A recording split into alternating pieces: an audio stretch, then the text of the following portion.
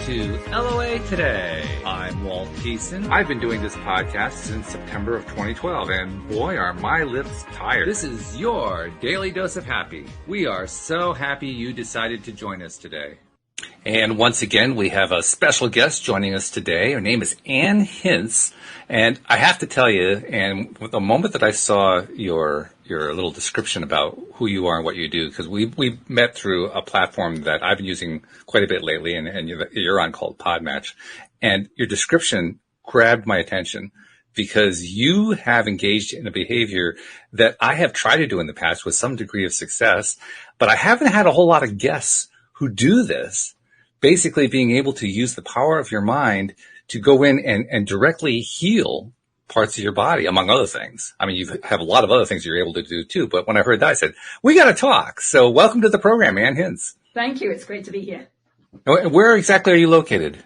I'm in Northern California. I'm actually from England, so I have a kind of mid-Atlantic accent. That's all right, yes. Well, actually, I have 3 co-hosts who originate from the UK, so we're fine. Okay, good. I even understand the accent. So anyway, give us a little bit of background, who you are, where you come from, and how you've developed this really remarkable ability of yours. Well, thanks. Well, I'm just a mother that lives in California. I had a lot of trauma in childhood, many different things, and the more I talk about it, the more I say the different things so that people can understand actually what happened. So I was born with my right foot up against my right shin. So the first 6 weeks of my life were physical therapy. Oh my. And I had to have that before I was actually given over for adoption. That was the plan. Oh, wow. And then I was adopted into a family they had an older boy that they had adopted 2 years earlier, and then they adopted another little girl. And back then, in England at least, that birth mother could change her mind up to 6 months, and this mother changed her mind at 6 months. Wow! So they had this baby girl, they'd done all that baby stuff the first 6 months of life, and then she was taken away, and I was the replacement. Oh my! So they had to go through that whole 6 months again, for right. Yeah. And not being sure whether I would also be taken away, right? They had that trauma in them. So, that was the first traumas in my life, Then we moved to Barbados, then we moved to Sierra Leone in West Africa. Oh. And when I was there, these are kind of my first memories. I remember waking up one morning and finding there were flames coming in through the ceiling. Oh, wow. And so I told my dad there's a fire in my bedroom, which he didn't believe me at the time. Good grief. Wow. I was another one of those beliefs I programmed into myself. And then we moved to Hong Kong. And when we were in Hong Kong, when I was 9, I was sent to boarding school in England. And it was a boys' boarding school because my brother was there. So I was the first girl boarder at a boys' boarding school. Wow. And I was teased mercilessly for 2 I'm sure. years. Yeah. So there was more trauma. And then in my teenage years, both parents became alcoholics. So living at home was hell. My dad had anger issues. So I kind of closed off. I actually kind of stopped talking because there was no point giving my opinion because for one, he teased my voice. And for another, my opinion was always wrong. So what's the point of voicing it? So there was more there. And then when I was 19, I woke up one morning and found my mother dead in the bathroom. Oh. And that was the big trauma, but I didn't know. I didn't know what to do with it because we never talked about anything. We never talked about emotions. So I didn't even know therapy existed. I didn't know what it was. I just carried on because that's what we did. Sure. Yeah. Yeah. So it wasn't until I was in my late 30s and I was a stay-at-home mom with 2 young boys that I had like a business altercation with a couple of other mothers. They thought I'd done something wrong. I didn't think I'd done anything wrong. And my mind just kind of went out of control. It just kept spinning over everything that happened, what they said. I just couldn't get over it for days. I couldn't sleep. Wow. And that's when I kind of recognized, it kind of feels a little bit like how I'd react when Dad would tell me I'd done something wrong.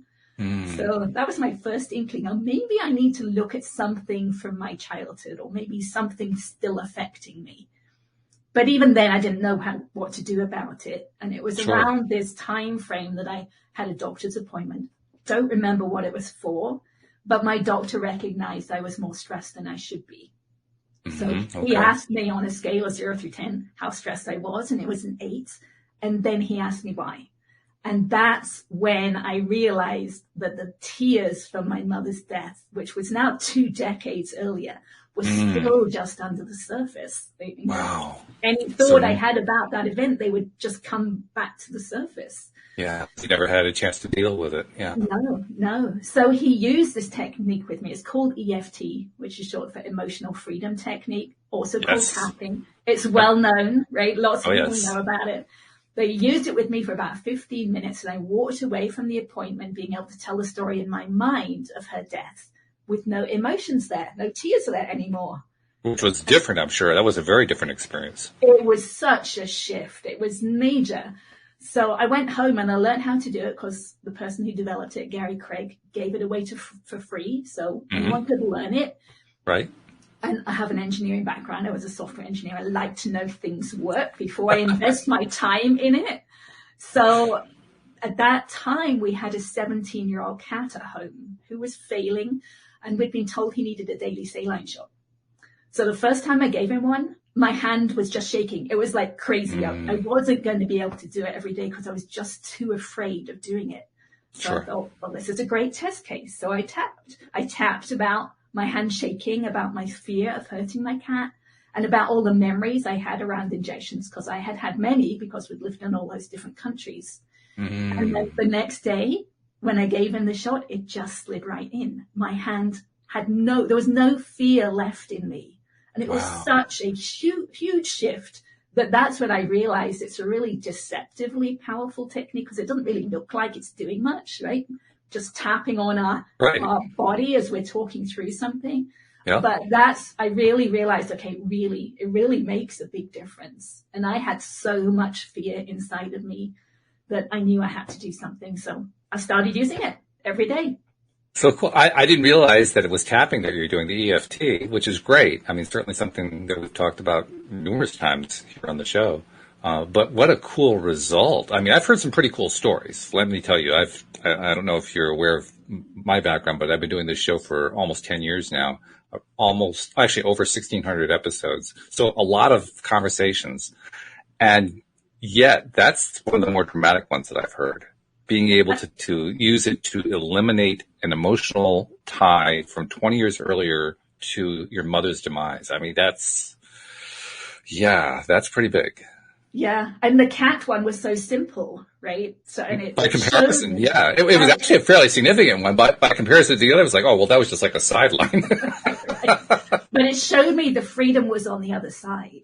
Yeah. Right. And all I had to do was get through that emotion and just let it leave my body, because it had been stuck inside of me. And once I got to the other side, it just felt so free.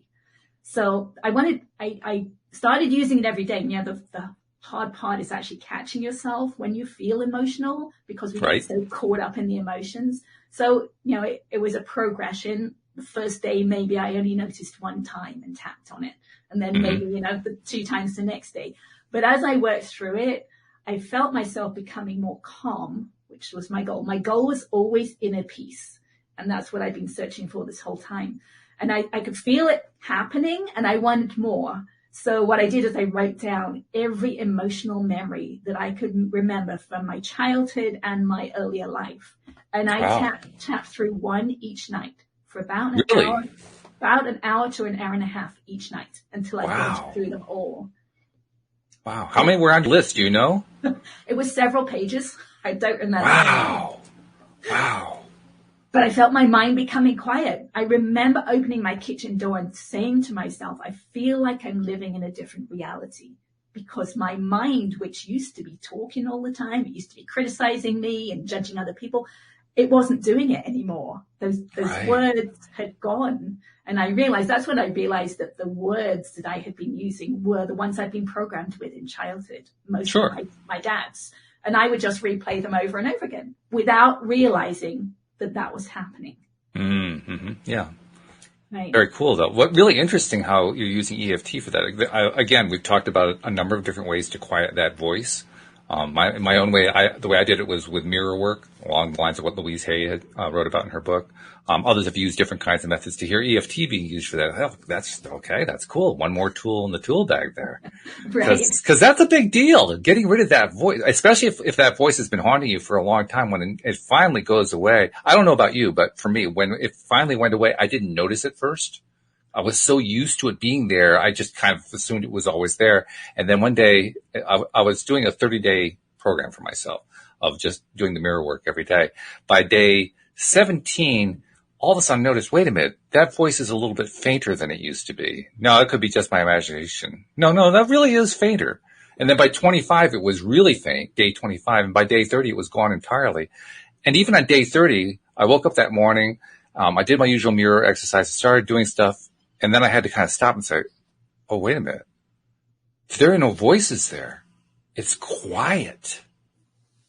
It's quiet. And I've had some people say to me that they think they're bored, right? But really, they're peaceful. Sure. They just don't know what peace feels like. Right. It's a new thing. Right. Yeah. So you almost have to get used to being healthy. It is different for sure. And it was really cool to experience that difference. And I wanted more, right? I realized that what EFT was doing was kind of opening up the subconscious mind. Sure. Bringing it up and actually allowing an expansion of awareness. Now we use that. You probably use that term a lot, but when I started, I didn't really know what awareness meant.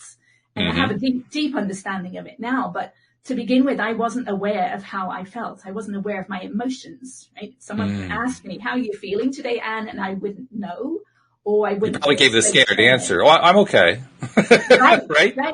Right. So as I did more and more of this work, I became aware of how I was feeling.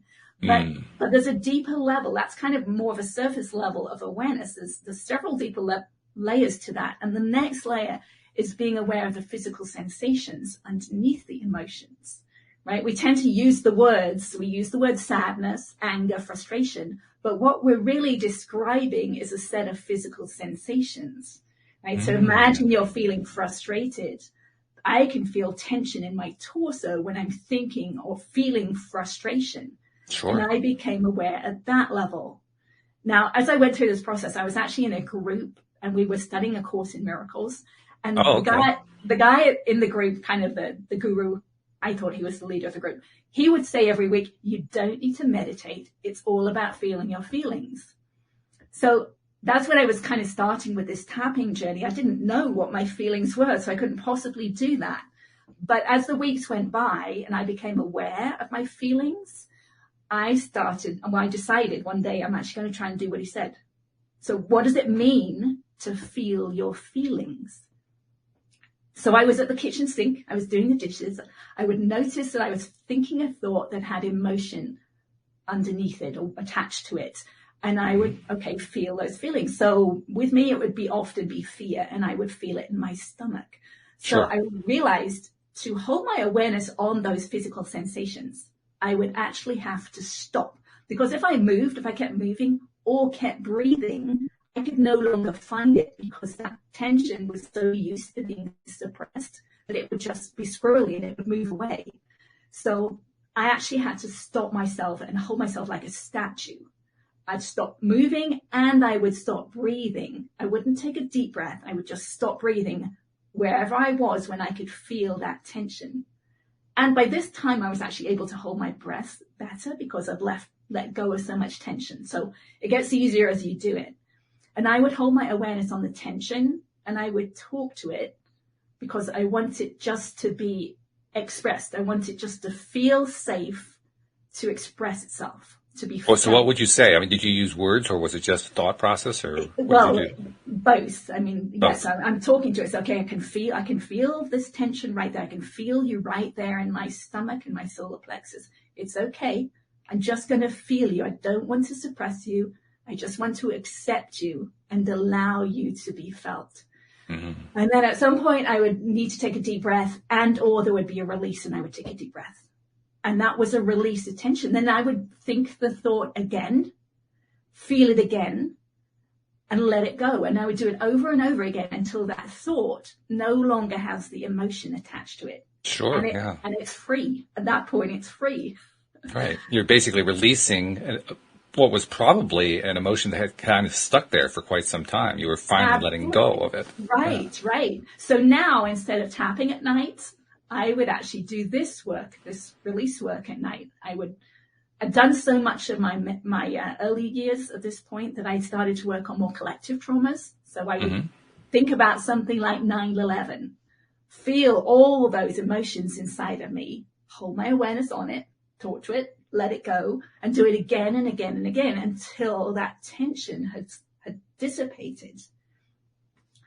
And at some point during this process, I actually realized I could keep my awareness inside my body after that tension had released, which was really weird.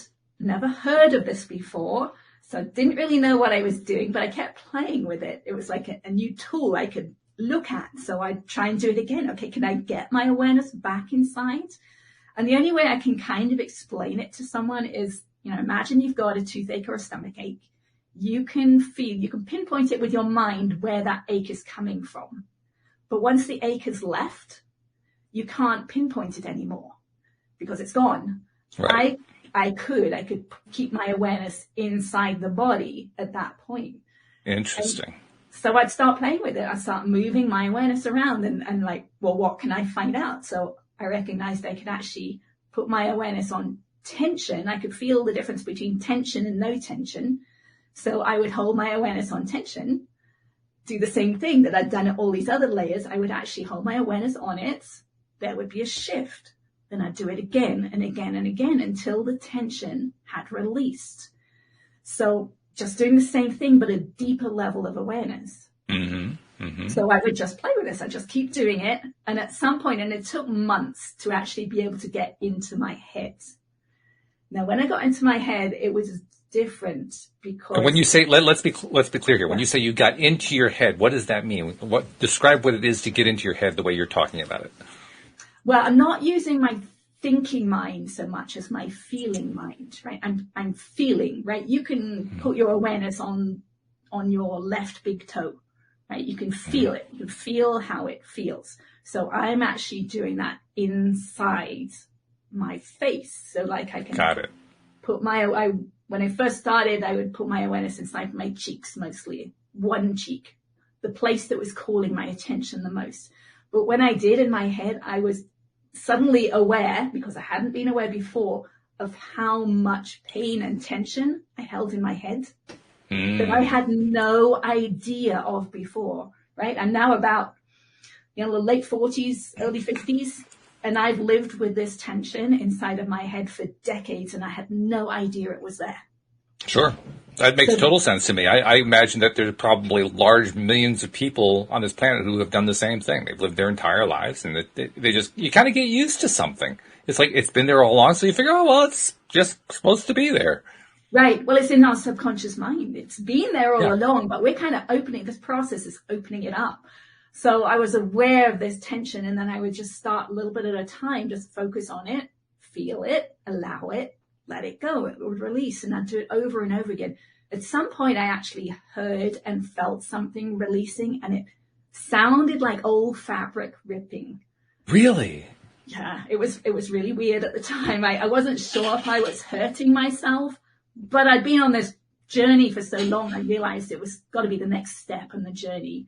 But I did. Well, you were feeling comfortable. I mean, you've been doing this long enough now that you felt a strong degree of comfort. You felt like, yes, I keep getting good results every time I do this. So you probably felt fairly safe with it, even though you had that weird sound, but still. Yeah, I'm just releasing tension, right? So that can't be anything wrong with releasing tension. Right. But I did start researching it at that point, and I realized it's actually moving my awareness through the connective tissue.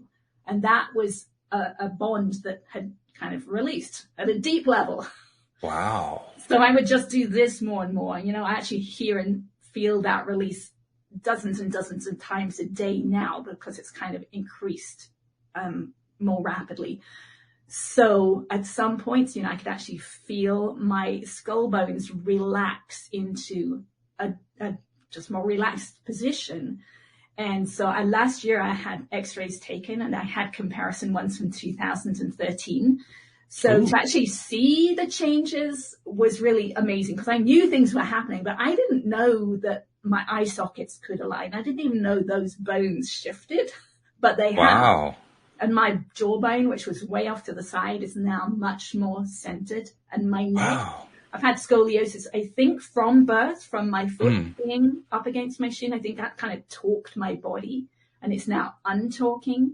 So as a 55-year-old, I has grown half an inch, which is really fun. I love that term too, untalking. I mean, that's not a term I've heard before, but you get it. It's very evocative, right?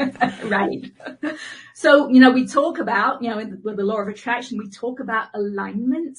I didn't know that we could physically change ourselves to be more aligned, but I would say that's what my skull has done, and probably my whole body, right? I'm more balanced on the inside and more balanced on the outside. That is very cool. So, I mean, this has been a project that's been going on for what, 15 years, something like that? Yeah, since my late 40s, and I'm now 55. So, yes. Okay, so 10 to 15. But still, I mean, that's a long time to be doing it. I hesitate to say this, but it just seems like the natural thing to say. It's almost like the next level is yet to come. Absolutely, yes. I've still got a lot of tension inside. I'm working at the level of the bones now. It's really weird. I can't actually tell what organ I'm in. I know where I am inside my body when I'm focusing. I know exactly where I am, but I can't tell the difference between an organ or just like muscle, anything like that. But I can tell the difference between bone, because the density is there. So at this point, I'm working inside my cheekbones and inside the roots of my teeth and my palate, releasing the tension there. I've had like 3 lots of orthodontia in my life, like for more than a decade over my life. So I've got a lot of tension that's been stored in there that I'm releasing, daily. So, yeah. Wow, that is very, very interesting. So as you go through this process and you're working through your body, well, first, I got a question I have to ask first, so I'm going to take a step back. You just talked a moment about how you can differentiate easily between bone and other tissue. Different kinds of tissue, sometimes it's harder for you to tell the difference, but you can differentiate bone because it's denser. But you're doing this through just mental attention. How do you, what's telling you, what's the signal that's telling you this is dense, this is not? Oh, that's a really interesting question. I don't know. I can just feel it. I mean, I'm actually feeling in my body, I'm feeling the bone. I'm feeling inside my bone. I can feel that it's got tension. It's got pain in it. Some places have pain, some's just tension, but I can feel it release. Maybe maybe the idea is that tension builds up in the bones. Maybe actually it's stored in the bones more than in organs and other tissues. Well, I'm guessing at this point. I don't know. Right. The connective tissue is through everything, right? We're so connected, True. right? Yeah. So yeah. It is, right? So I'm releasing, and I only go to the place that calls my attention the most. And I've had so much pain and tension in my left cheek. And so I will focus there, but that's not necessarily where it releases. It might release something in my foot, right? Or it'll often release something on my other cheek or in my neck. So I just go to the place that's calling my attention and leave the release up to my body. To figure it out, sure. Well, and what you're describing, certainly there are other disciplines and so forth, acupuncture or Reiki or, these various disciplines that have an understanding of the body being organized in meridians or sections or all kinds of stuff. And there's connections here that go down to there and all that kind of stuff. So that part is familiar. I mean, certainly we've all heard stories along that line. But it's also kind of fun because, like you say, you're working on this area. Oh, something happened on my elbow. What was that? Right. That's pretty fun. Do you get a sense as you've been going on this journey, do you get a sense that not only are you releasing all of the stuff that has been stored in your body, but also that as you release it, you are, how do I want to say this? I want to be a little bit careful because maybe I should throw in a medical disclaimer. We're not claiming to heal anything here, but it's almost like you're deliberately healing.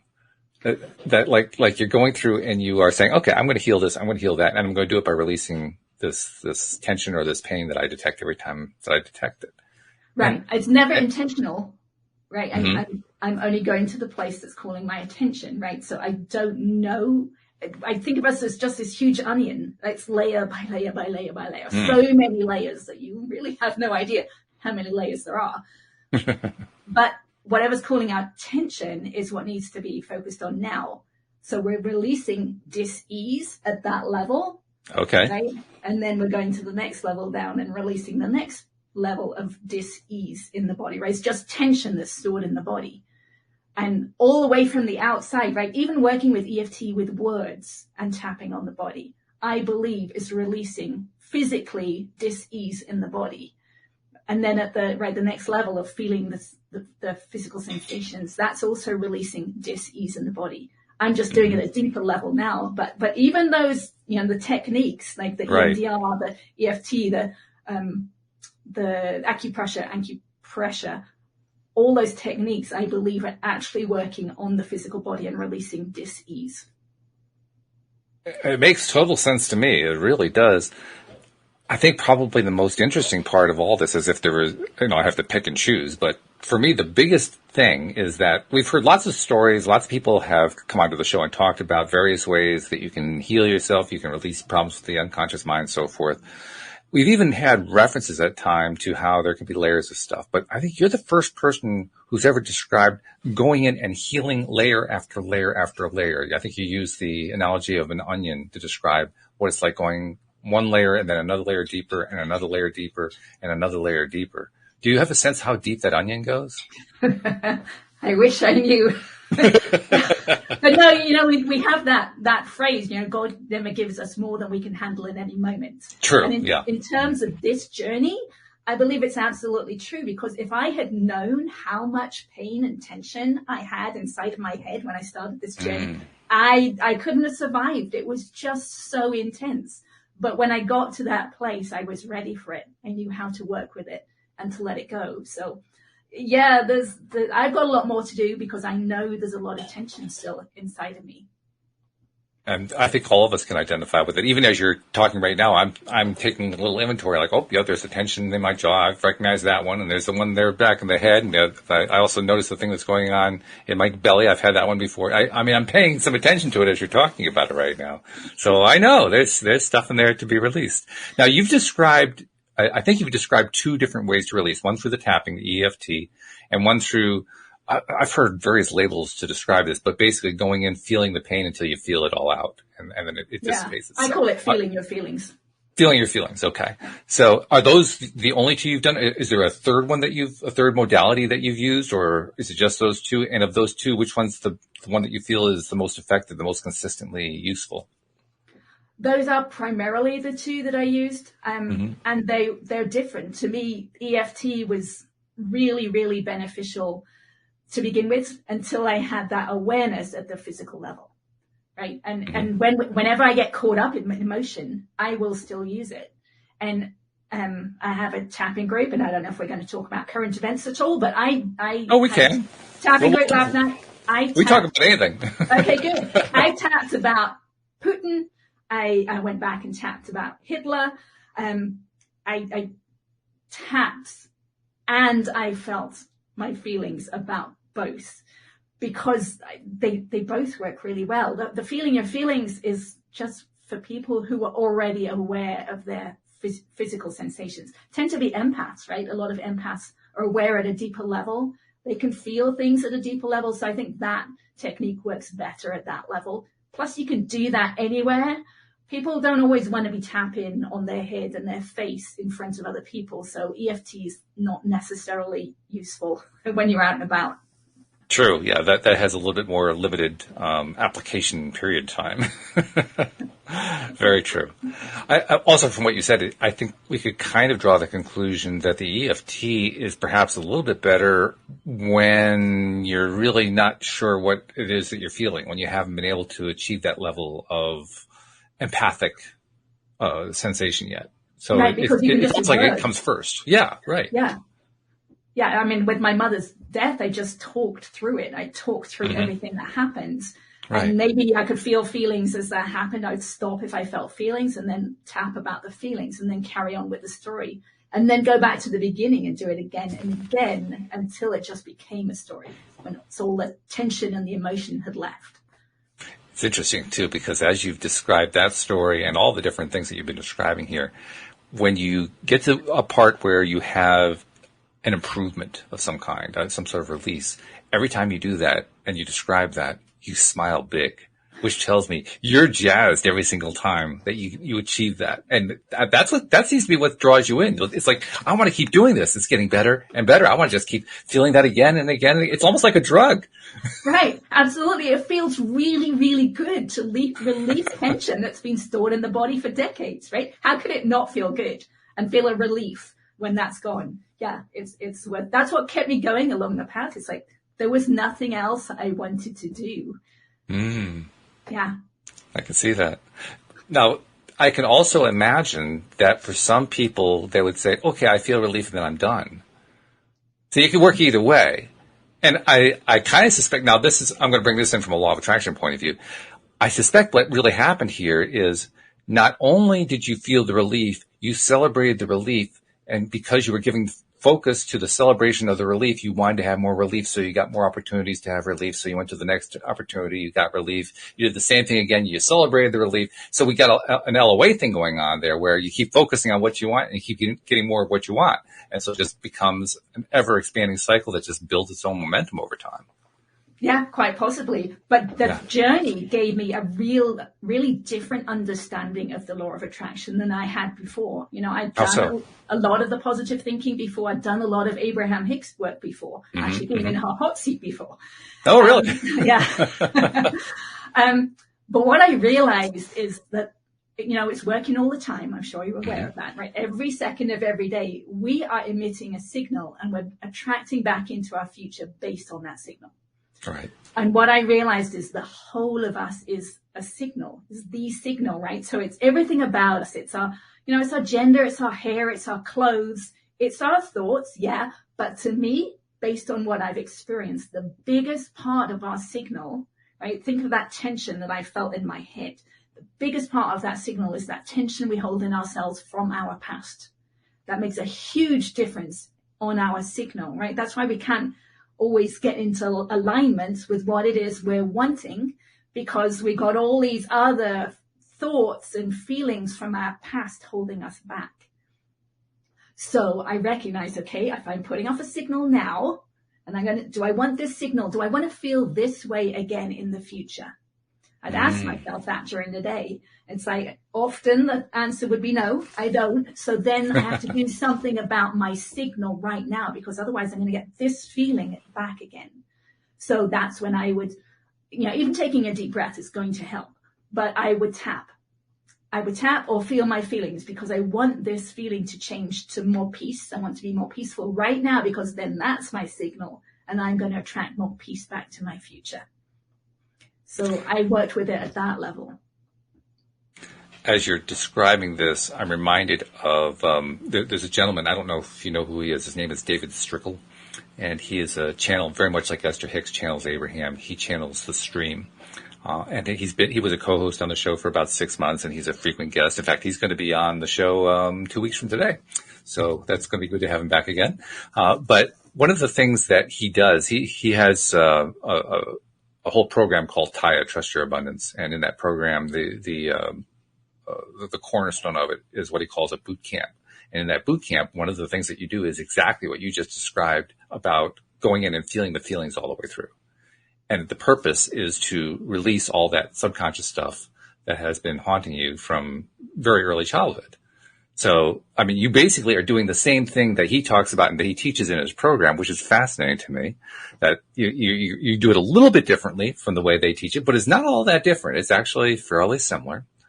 What is very interesting to me is when you told the story about how the doctor recognized that you had this 8 out of 10 level of stress going on and that you needed to release it, he showed you the tapping. But it is not clear to me is, where did you learn to go in and feel through the feelings? Was that something you just kind of did intuitively, or did somebody teach that to you, or how did that work? Well, I had this guy in the class who said it's all about feeling your feelings. So it was the guy in the Course in Miracles class. Right, but he never explained it, and I can't even imagine why I never asked him. But I guess I wasn't supposed to. But you figured it out somehow. Right, I had to work it out. What exactly does that mean?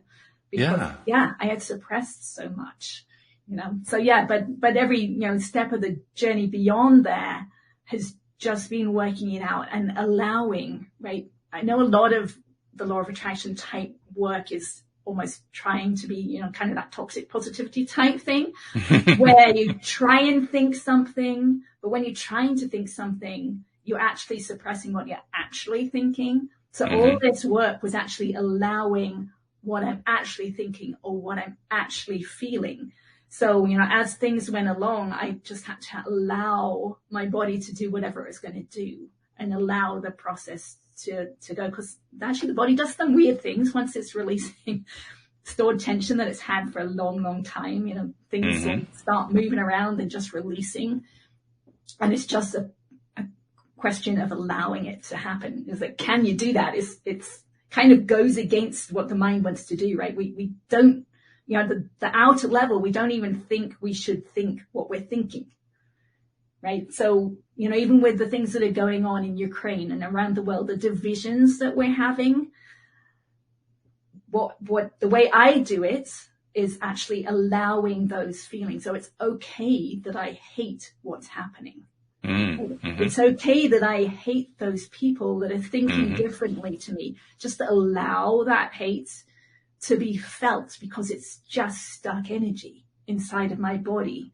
And if I can allow it, it will dissipate and the hate will be gone. It won't be living inside of me anymore. It'll be gone. And that's going to change my signal to a much better signal. This is really an interesting point, and it's one that we've addressed, and we kind of come at it in a lot of different ways here on the show over the years.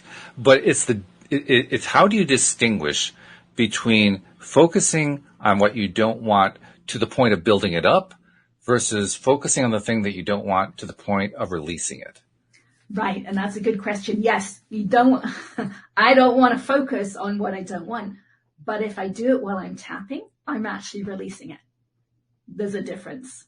I think there's also an intentional difference too. In your personal conscious intention, your intention in one space is to build it up. I'm going to be mad at this thing, and I'm going to keep being mad, and I'm just going to get angrier and angrier because this thing just deserves endless amounts of anger. So I'm going to continue. And of course, you build up anger that way.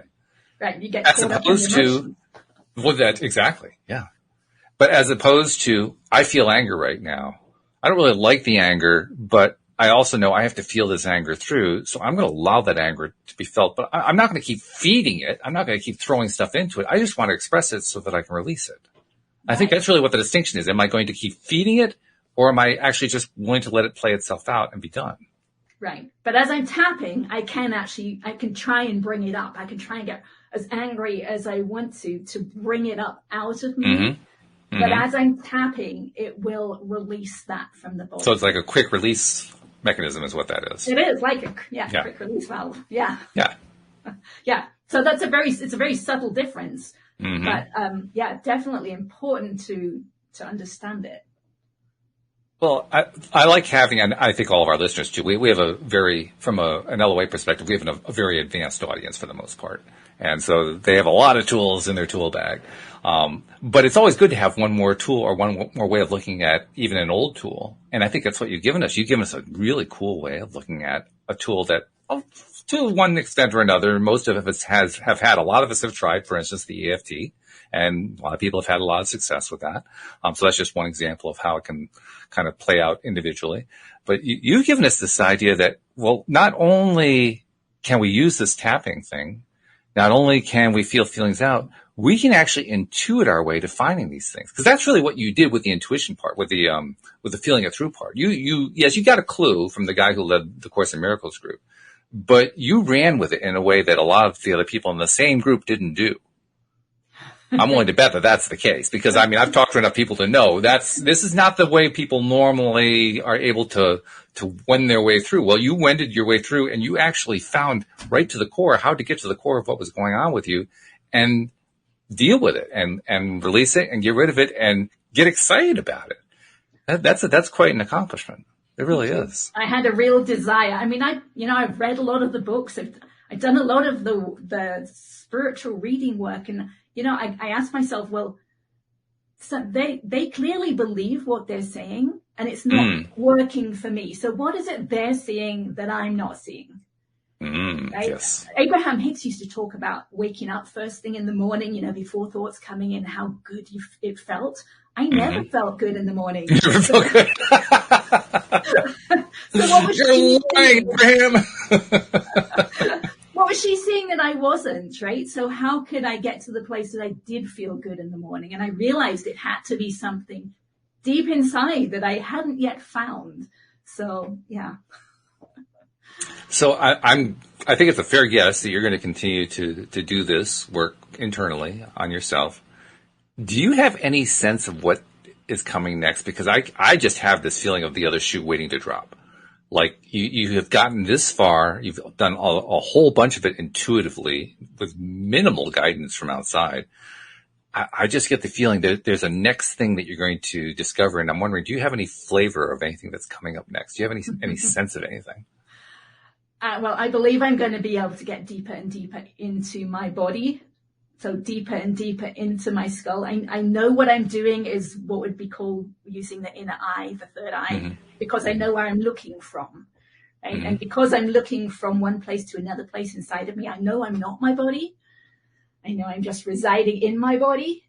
So, the spiritual concepts are much more solid in me than, ever before. I never understood this before. So as I get deeper and deeper inside, I do actually have a concept of what I'm going to find, but I'm not ready to share that yet. Oh, okay. At least I'm not surprised that you have one though, because when you start getting close to something, you get a feel for it. You just do. I don't care what it is that you're exploring. You get a feel for what's coming.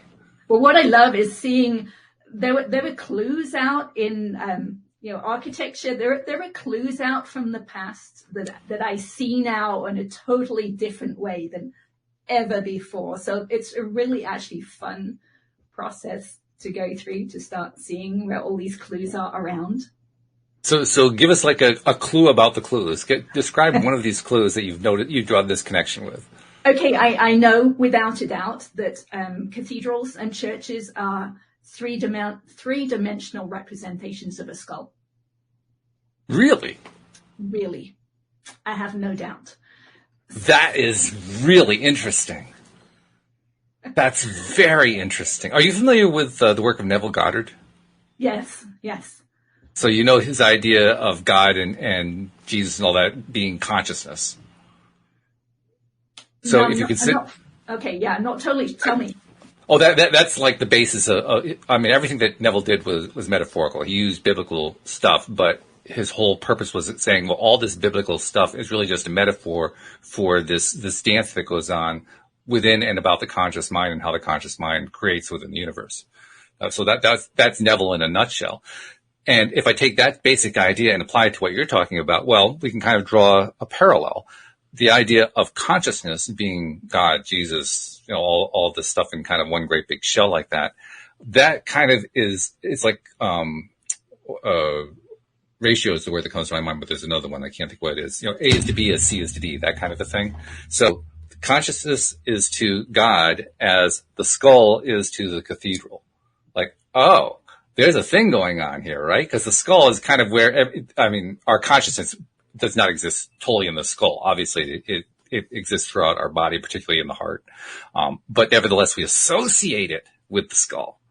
And there's an association power going on there. So I can easily see an association going on with the skull turning into a cathedral because that just kind of carries on this theme, this kind of a subconscious theme. God is in the cathedral, just like the mind is inside the skull. Right. So then if you look in a cathedral, so where is the most holy place in a cathedral, right? And that can be found inside the skull. Mm-hmm. Yeah, very interesting. Okay, so that's a cool one. Give us another. I like that one, but give us another one. That's a cool. Well, let me go identifier. somewhere that you just went to. So Okay. we hear about the heart, right? About the consciousness of the heart. But in Right. my experience, right, I'm moving just through the connective tissue. I don't feel anything different around the heart. Now, Really? maybe it's because I haven't got there yet, Okay. but yeah, I don't. It's just, I believe the connective tissue is where the soul resides. That's what I believe. Really? I am working to release the bonds that hold the soul tight into the body. And I believe that's how we tune into spirit, but it's the ego, the bonds are the ego. So the tuning in it's not a good signal because it gets distorted by this tension held in the connective tissue. And as we release that, I believe we tune into spirit much more easily. Like there's less distortion because we've let that tension go. So, and I also believe that once the soul is very comfortable in this body, it will be quite happy to stay in this body for longer because we've let go of the dis-ease that it's holding on to. Because, as we get older, right, we tend to get tighter, we tend to get shorter, we shrink because we tighten down. That connective tissue is pulling us tight. But if we let it go, if we release it, we're just going to be much more flexible in many ways, not just physically, right? I can actually move my neck now in so many different ways than I could before because there was so much tension in my neck. So I can actually see from physical perspectives, different ways. And then also, the metaphorical or whatever other word you would use to describe, I can see things from multiple perspectives. Wow, very nice. I like that. Let's look at that idea of the connected tissues, the connective tissues for a moment, because I get the very strong sense that there is an important piece here. The fact that they are connective certainly has to play a role in it because that's the connection. It's kind of intuitive. The moment that you have a connection, well, that's how stuff's going to transmit, right? If you've got something going on that's been stored in a connective tissue, then anything that any kind of communication that goes through that tissue is going to be affected by what's stored there. So you basically have, in electronic terms, and you mentioned you're a software engineer. By the way, I have an IT background too, so we should talk about that for a moment. But when you have a signal going through, and the signal is being resisted, because that's what you're describing. You're describing a resistance in the signal passing through the wire, so to speak. Right, for connective tissue. The connective tissue. It's piezoelectric. It has an electric component to it. Okay, so I wasn't aware of that, but that makes total sense. What we're really talking about there is removing the capacitors, taking all the resistance out of the connected tissue. And so the connective tissue starts to take on a different role, probably the role that it was originally intended to play. Instead of the role that it has been playing, it plays a different kind of role. Yeah, and I believe that once we let go of all the resistance, right, which is our judgments around everybody, everything that's happening, we've got judgments around, which is resistance. If we let go of that resistance, then I do believe that feeling of being one with everything will be there because there will be no resistance between any of us. Now, I can also see, this would be more of a fear-based conclusion. I can also see somebody saying, well, if you remove all of the connective tissue, you'll be dead. You won't be connected to the body anymore. Well, the connective tissue will still be there. It just there won't be any resistance in it. It will still be there. Yes. Right. Yeah. That's a good point. Very interesting. Let me go off on the tangent about the software engineer background, because those of us who have some kind of a IT or a scientific or something that's a left brain kind of a background, this kind of conversation usually is pretty tough for somebody who comes from our perspective. There are some of us who have been able to break through, but a lot of people resist it. And I don't know even if you're still in the field or not, but what's your sense about how other people in the same field that you were in are either receptive or non-receptive, or maybe not even aware because you wouldn't tell them of this kind of thing that you've been discovering? there are all sorts of people out there. So yeah, there are a lot of resistant people out there. I was kind of ambidextrous, as a child. I'm also an artist, so I'm also a Libra, so you're able to go both directions. Have that balance in there. But that's good. How much time do we have left? We got about 10 minutes. Okay, so let me share this story from before COVID. Sure. Because I think it explains some of that. Okay. So at the beginning of this group I had, we would all sit in a semicircle and I would play a series of chakra chimes. And then we would open our eyes and we would share our experience. So what I've realized is now there are many different people. So there are some people, and this is where I started out, who can only hear the chimes with their ears. That's it. And then there are other people who can hear the chimes with their ears, but maybe they could feel some of the sound vibrations in maybe their head or some part of their body. And then on the other end of the spectrum, people who can hear with their ears, but also feel the sound vibrations throughout their body. Mm-hmm. Sure. That's where I am now. That's a completely different level of awareness. The people over here who can only hear with their ears, they don't have a depth of awareness. Right? They can only see from their own perspective. And on the other end of the spectrum, who are people who have this deep level of awareness. They can feel things at a much deeper level. And they also have all these different levels of awareness. So there are people out in society, even in the engineering arena, who can only hear with their ears. They can just hear the words. Right. But they don't have this depth. And then maybe some people in that arena who have a great depth of awareness.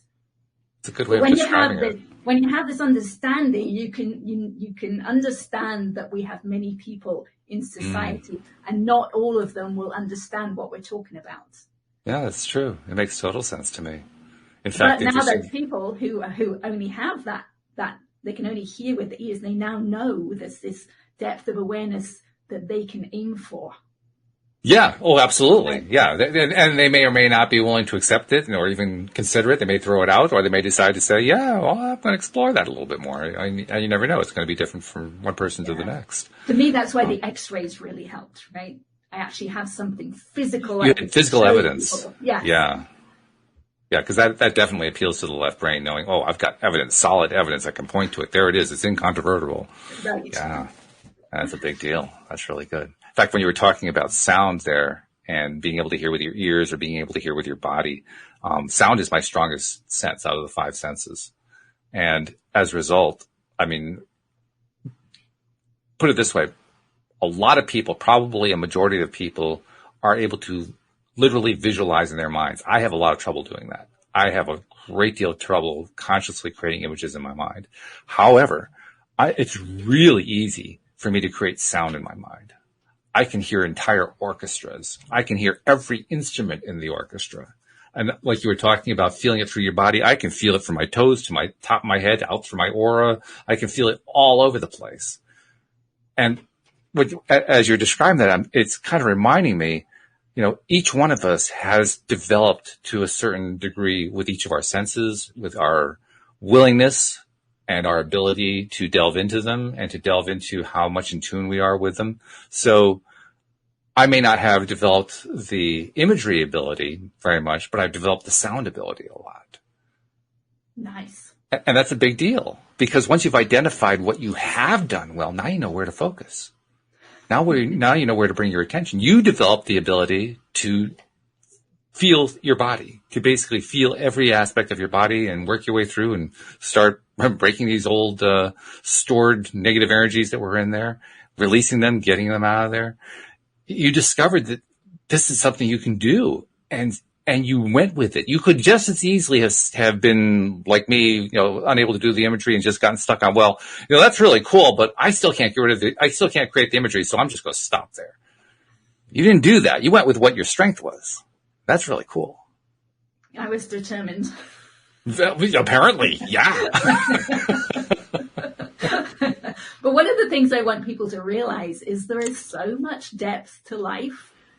Once you do this work, then there is without it, right? I mean, a lot of people are depressed these days. They don't think there's much to life, but there is so much more depth to life that is available to people if they want to do this work, right? Yeah. I mean, life is fun now, right? I get all these synchronicities and it's just fun. My voice has changed, right? Because our skull is our echo chamber, right? That's how my voice comes out, kind of like the cathedral, right? Imagine people singing in a cathedral, right? So I've let go of so much tension in there. My singing voice has changed. I only ever sing to myself, but it's much better than it used to be. There were notes I couldn't get to before.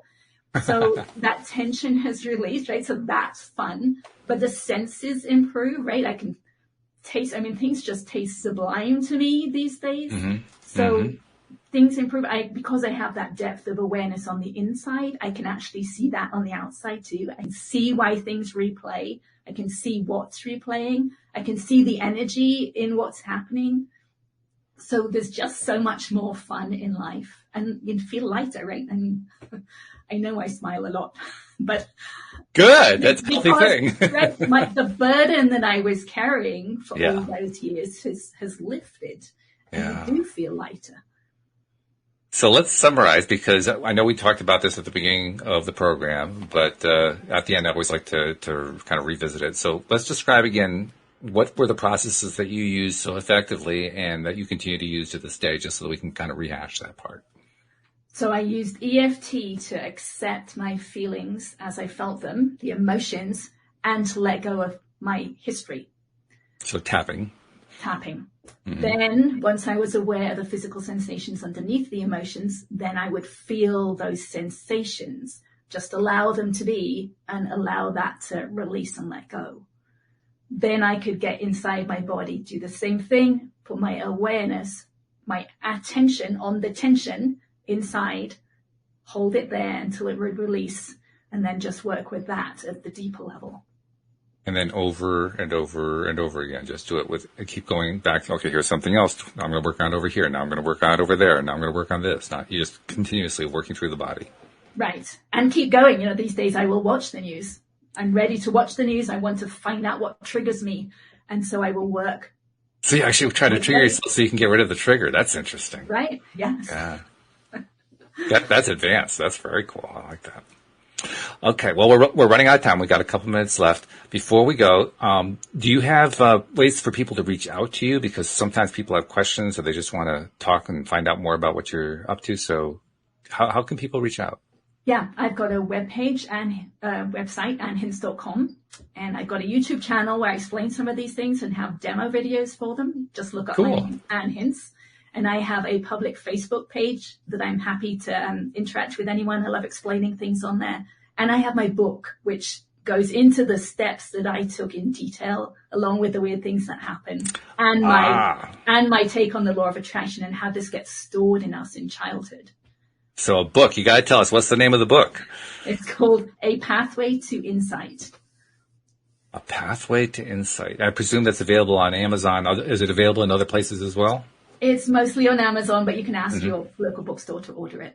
Oh, okay. All right. And I imagine it's available in both in printed form and ebook form. That's the way most of them are today. Yes. Yeah.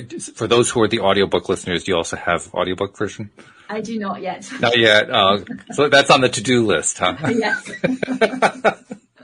Okay, so when you reach a point where you feel really good about what's going on in the body, take a break and go record an audiobook for the audiobook listeners. They'll appreciate it.